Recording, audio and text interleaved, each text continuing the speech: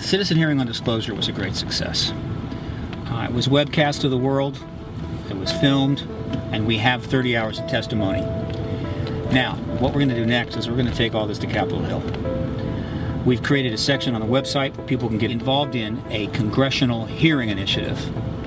I'm going to go back to Washington for the first time in 13 years in my capacity as a registered lobbyist on this issue. We're going to seed the Hill with this testimony, this extraordinary testimony, and we're going to send 5,350 DVDs to Capitol Hill.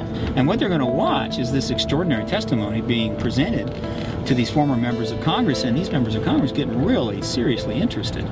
And obviously the connection is there. And then I'm going to show up saying, look, it's time for the real hearings. It's time to have these witnesses and many of the others ready to testify under oath in front of House and Senate committees.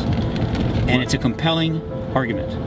I'm going to be working directly out of Washington, contacting these offices, setting up meetings for as many months as it takes to get those hearings initiated.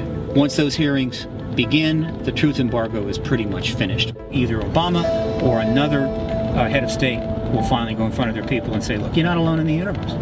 We've got company now, all right? And we can tell you about that, can't tell you everything, and we'll be in the post-disclosure world. There's a whole new world on the other side of the event we call disclosure, not the least of which is the revealing of what progress the government has made in re-engineering and studying the extraterrestrial technology that they've had in their hands for decades through crash vehicles. This technology, the energy systems, the propulsion systems, could solve a lot of our problems, could change the dynamic of the 21st century. This is where the rubber meets the road.